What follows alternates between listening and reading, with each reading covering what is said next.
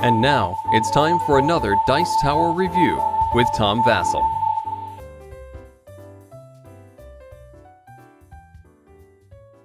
In my reviews, I talk about many great games, but there's one game that really started off this revolution in 1995, a very great game, a game that's known all over the world, The Settlers of Catan. If you've never had the chance to play this, you really should try it out. It's a fantastic game of trading and bartering with other players, and it's really fascinating. Let's look at the board to see why. Here's the game board for The Settlers of Catan. And what's interesting about the game Settlers of Catan is the fact that the game board itself can be modified and you can set it up in any random order you want. You're basically making a hex of smaller hexes, and there's different types of hexes. You have woods, which produce wood resources. You have mountains, which produce stone resources. You have the hills, which produce brick. And you have the plains, which produce grain. And then you have the prairies, which produce wool. Each of these has a number placed on top of it to show the frequency of which that resource produces itself. Now this is a sample game set up surrounded by a border which holds everything in place, but you can set up any combination you want, a random combination which allows you to play the game over and over again with various different groupings. The variety here is great. This also shows the starting scenario for this game, but really you can set up where you want. Each player gets 2 settlements. They're these little houses, look like they're from Monopoly. And these are placed on an intersection of 3 of these hexes. And then next to them are these little sticks, which are roads. And each player starts with 2 settlements, each with a road attached to it to begin the game. Each turn of the game, 2 dice are rolled, and the number on those dice are checked. That number is going to be used and compared to the different numbers on the game board. As you can see here, here's a hex that has a 5 on it, which matches the dice that were rolled. This 5 is next to a brick resource, and the player here is orange. They are adjacent to this brick resource, and so they get 1 brick card as a reward. And as we look around the board over here, near the top, you can see that there's a stone with a 5 on it, so the blue player is also going to get a stone resource.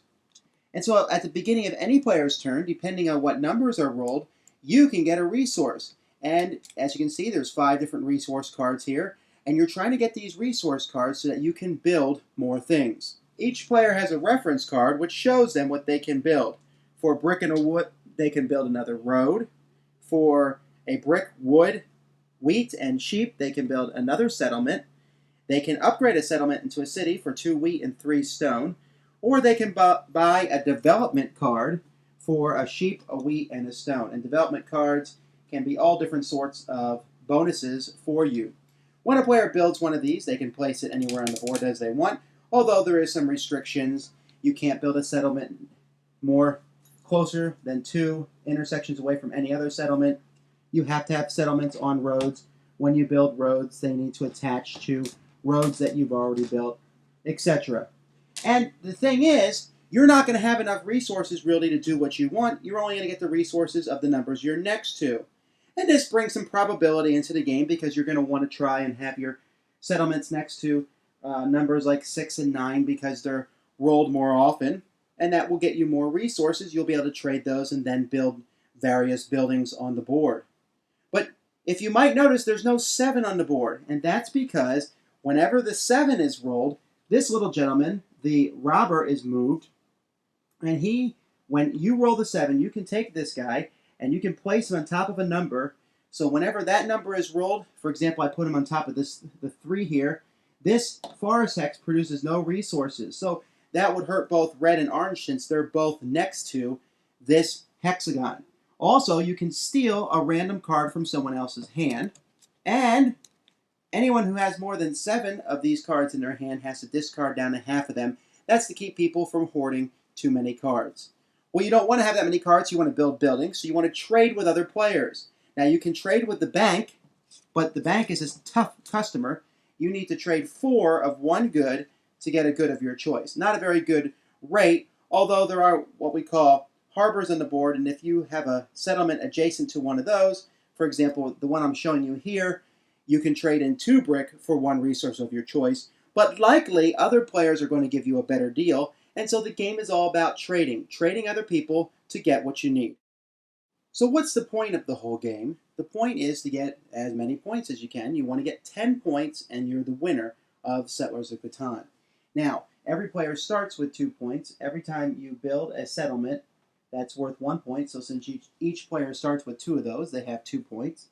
So as you build more settlements on the board, you'll get more points. Whenever you upgrade a settlement to a city, that city's worth 2 points. Not only that, but a city, if you roll the number next to a city, you'll get 2 resources from that hex instead of 1. So cities are good all around. So if you get 4 cities on the board and 2 settlements, that's 8. That's 10 points, and you win. But there's a few other ways to get points. Remember I talked about those development cards that you could buy? A few of those development cards simply give you 1 victory point. And you hold these in your hand, and you can keep them secret from other players. But there's other cards, which are soldiers or knights. And once you have 3 knights out in front of you, you then can try to lay claim to the largest army. Now, the largest army is a card that's given to the player who has the most knights on the board. You have to have at least 3, and it's worth 2 victory points. But that's not the only bonus that you can get. If you have 5 roads on the board, as you can see here, red has 4 roads in a row, but if red would build 1 more road here, that gives red 5 roads. Red now has the longest road on the board, and so they can now lay claim to the longest road card, which is also worth 2 victory points. So there's 4 ways to get victory points: from settlements, from cities, from victory point cards, and from the 2 bonus cards, longest road and largest army. The game continues until one player gets 10 victory points, at which time the game immediately ends. The Settlers of Catan is a very popular game. I really enjoy playing it. The case that it comes in holds all these pieces, the wooden pieces that the game comes with, the hexagons. The variety is very enjoyable. But it's become so popular that there's also been a number of spin-offs, expansions to it. You can get the Cities and Knights, which adds a lot more strategy, although lengthens the game considerably.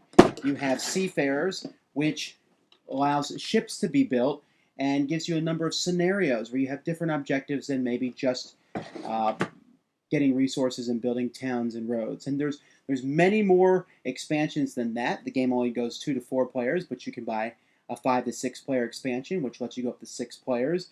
And there's scenarios. There's a scenario book that was printed in Germany. There's really just piles and piles. This could be the only game you ever play. Although I'm not sure that it's good enough to be that, it certainly is a great game and offers a lot of variety, and everyone should check it out, especially if you enjoy interaction with other players. The trading for cards is really fun. The fact that the dice are being rolled, which introduces a lot of luck into the game, and yet still keeps it running short and fun. 45 minutes is a perfectly reasonable time to play a 4-player game of this, which is the best number of players to play with. Thanks for joining us today. For more written, audio, and video reviews, as well as the #1 board game podcast, check out the website at www.thedicetower.com. Until then, this is Eric Summerer, and you've been watching The Dice Tower.